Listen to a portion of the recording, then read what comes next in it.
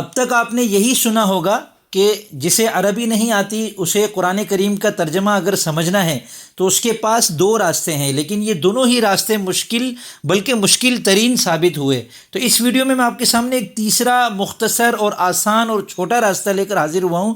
انشاءاللہ آپ کا یہ مسئلہ حل ہو جائے گا، کیونکہ جو پہلا طریقہ تھا وہ یہ ہے کہ آپ کسی ترجمہ قرآن کو کھولیں اور اس میں ایک ایک لفظ کا ترجمہ دیکھتے جائیں۔ ظاہر سی بات ہے کہ الحمد سے لے کر والناس تک پورے قرآن کریم کا ترجمہ یاد کرنا، اسے یاد رکھنا ظاہر سی بات ہے مشکل، بلکہ اکثر کے لیے تو ناممکن سی بات ہے۔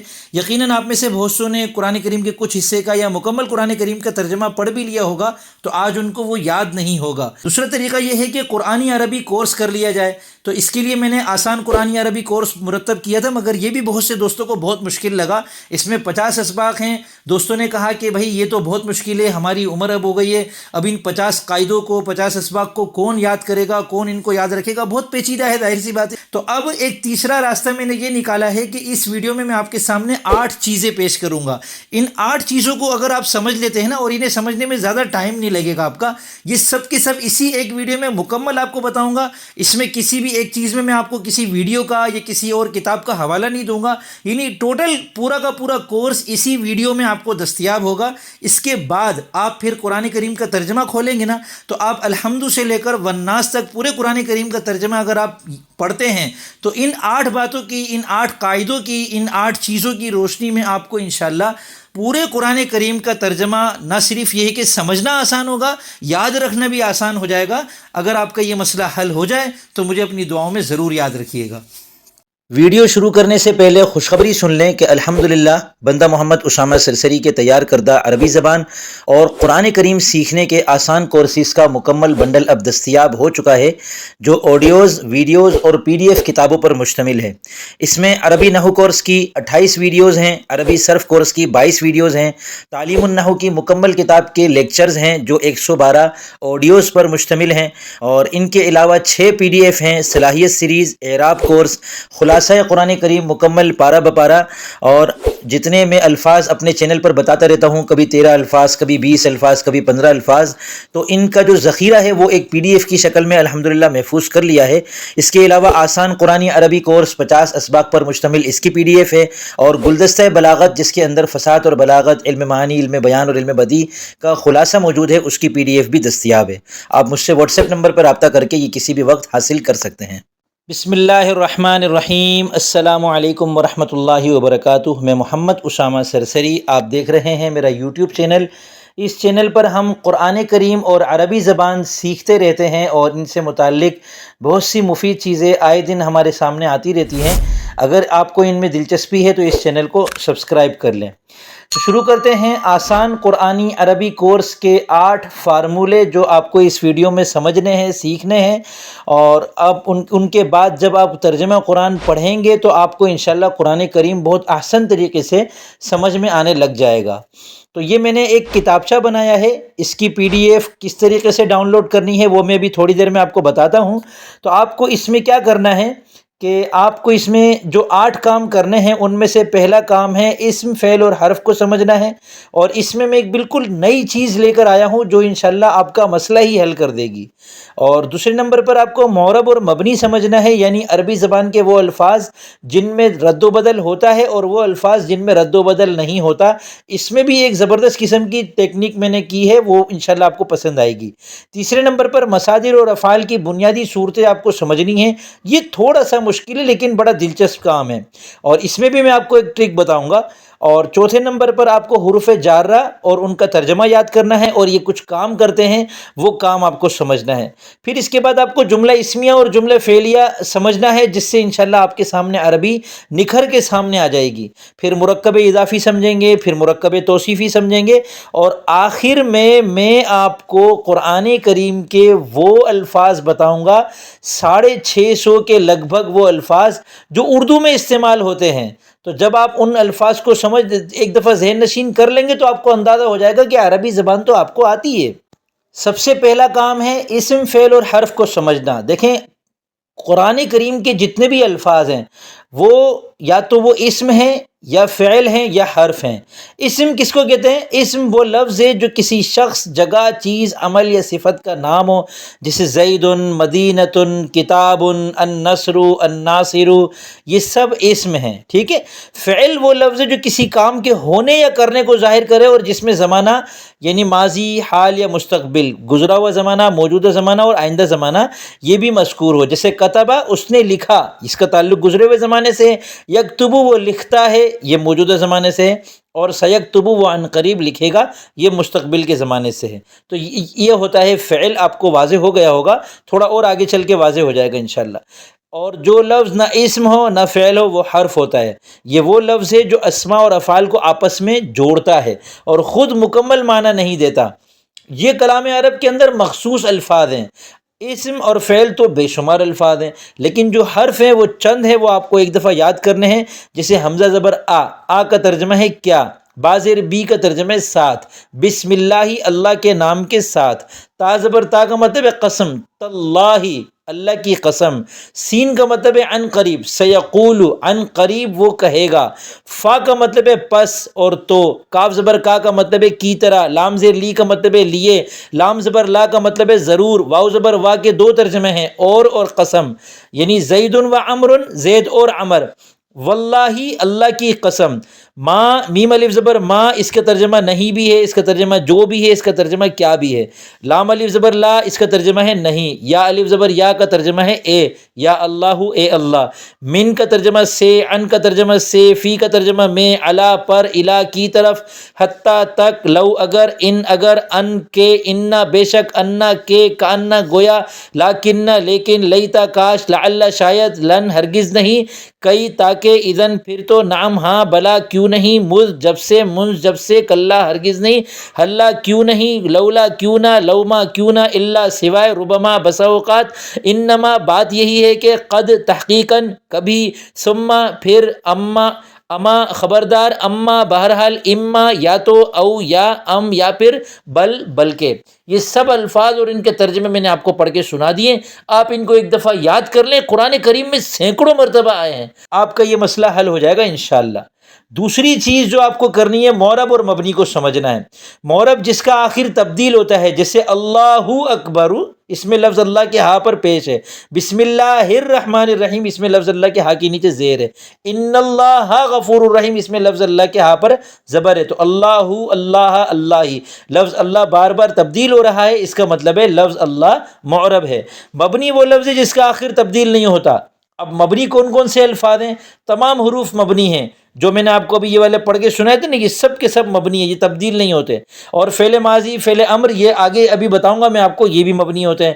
اس میں غیر متمکن بھی مبنی ہوتا ہے، اس میں غیر متمکن کی 8 قسمیں، ان کو طلبہ کو یاد کرنا بڑا مشکل ہوتا ہے۔ میں نے کیا کیا، قرآن کریم میں غور کیا، اور اس میں غیر متمکن کے جو الفاظ قرآن کریم میں ہیں وہ میں نے یہاں لکھ دیے۔ ان میں سے کچھ وہ بھی ہیں جو قرآن کریم میں میرے خیال میں نہیں ہوں گے، لیکن وہ میں نے پھر ان کو لکھ دیا ہے تاکہ ساری چیز آپ کے سامنے آ جائے۔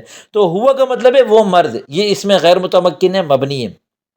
ہما وہ دو مرد، ہم وہ سب مرد، ہیا وہ عورت، ہننا وہ سب عورتیں، انتا تو ایک مرد، یہ نرد غلطی سے لکھ دیا ہے، انتی تو عورت، انتما تم دو عورتیں، انتم تم سب مرد، انتنا تم سب عورتیں، انا میں، نحنو ہم، ٹھیک ہے۔ اور ہا پیش ہو کا مطلب ہے اس مرد کا، یعنی کتابہ اس مرد کی کتاب، بابہ اس کا دروازہ، دارہ اس مرد کا گھر، تو یہ ہو اس طرح استعمال ہوتے ہیں۔ اسی طرح آگے والے الفاظ ہیں، ہا الف زبر ہا کا مطلب ہے اس عورت کا مطلب ہے تیرا، کی کا مطلب بھی تیرا، کا مرد کے لیے، کی عورت کے لیے، کما تم دونوں کا، کم تم سب کا، کننا تم سب کا، یہ کم اور کننا مرد اور عورتوں کے اعتبار سے۔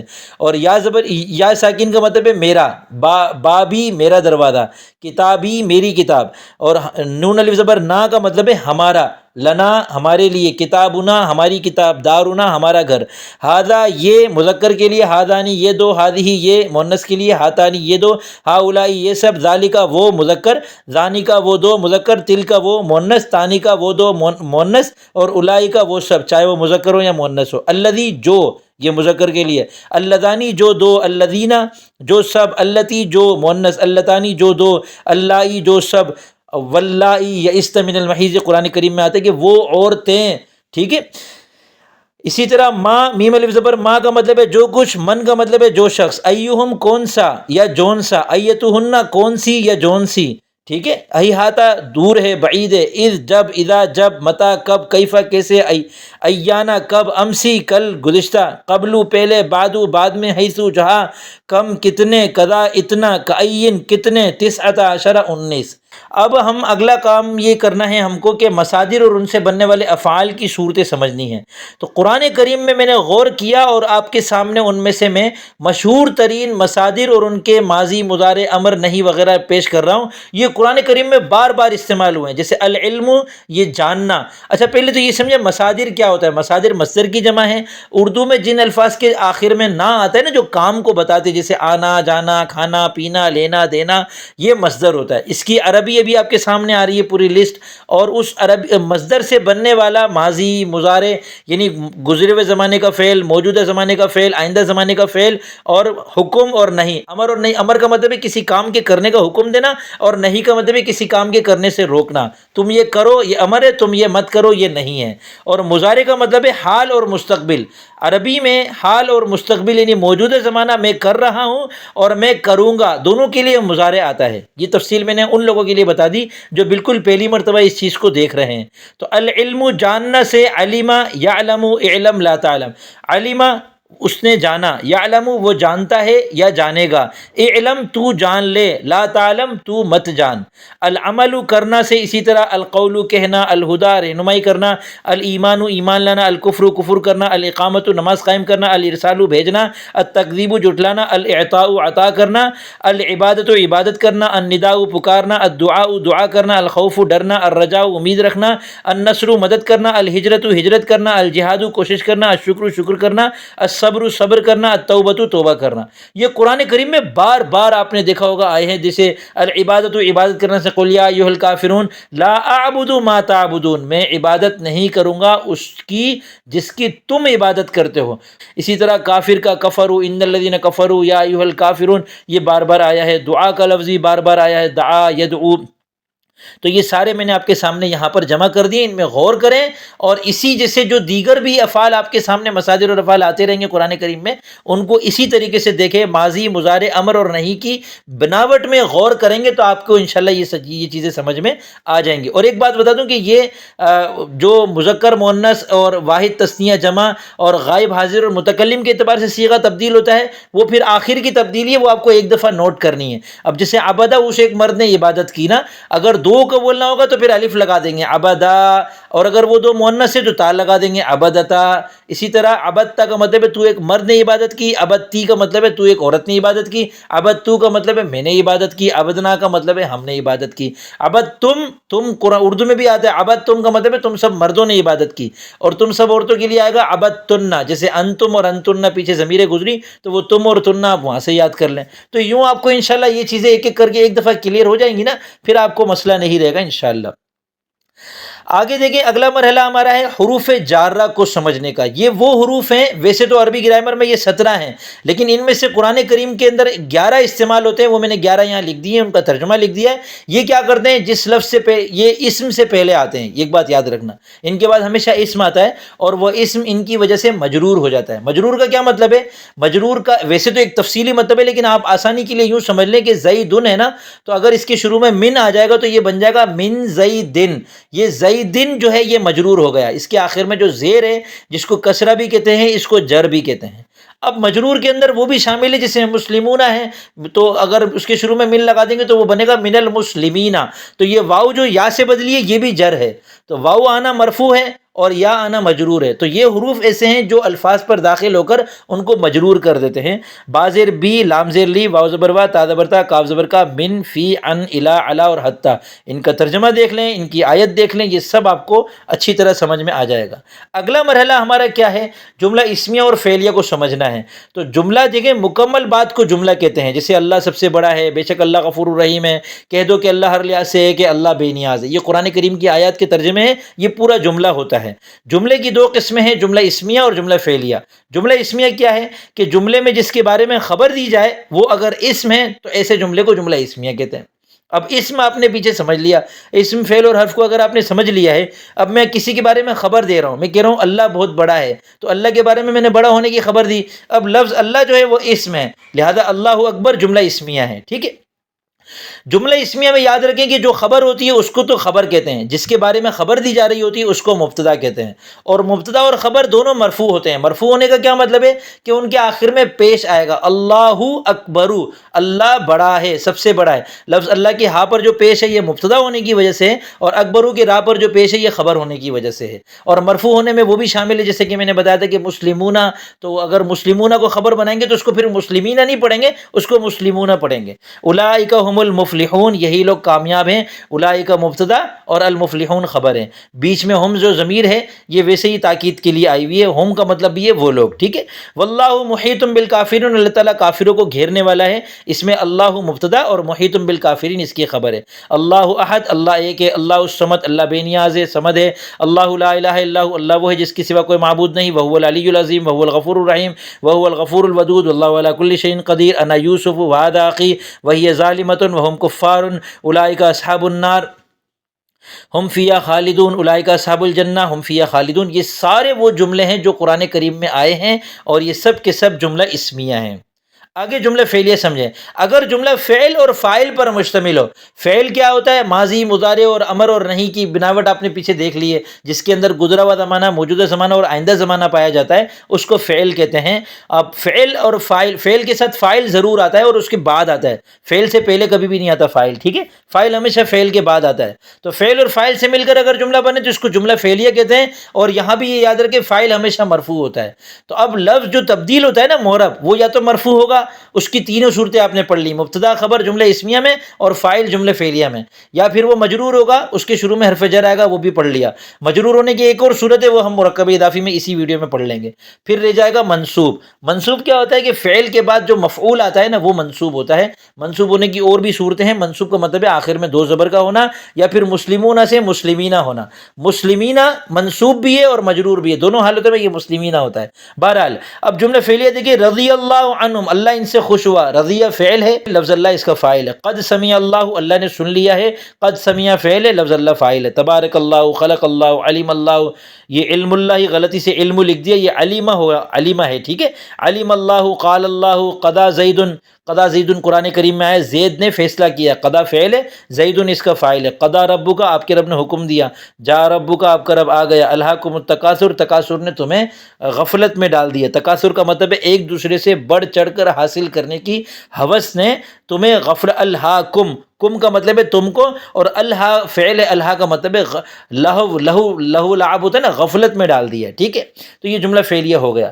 اب دیکھیں بڑی دلچسپ چیز، 655 الفاظ میں نے وہ جمع کیے ہیں جو قرآن کریم کے اندر آتے ہیں، اور ہم ان الفاظ کو اردو میں استعمال کرتے ہیں۔ اب جیسے آبا قرآن کریم میں آیا ہے، ٹھیک ہے، اور آبا و اجداد اردو میں استعمال ہوتا ہے۔ اسی طرح آثار، آثار قدیمہ اردو میں استعمال ہوتا ہے۔ آخر قرآن کریم میں اردو میں بھی استعمال ہوتا ہے۔ آدم، آدم جیسے جتنے بھی نام ہیں، نام تو ہر زبان میں استعمال ہوتے ہیں۔ آذر بھی نام ہے۔ آفاق اردو میں استعمال ہوتا ہے۔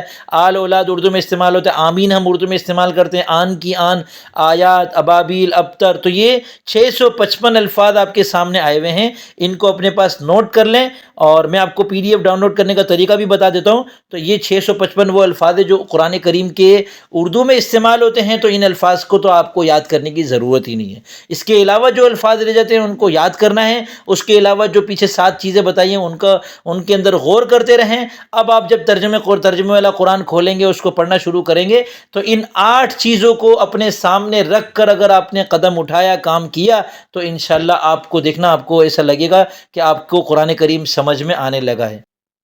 اگر آپ کا مسئلہ حل ہوا تو مجھے اپنی دعاؤں میں ضرور یاد رکھیے گا۔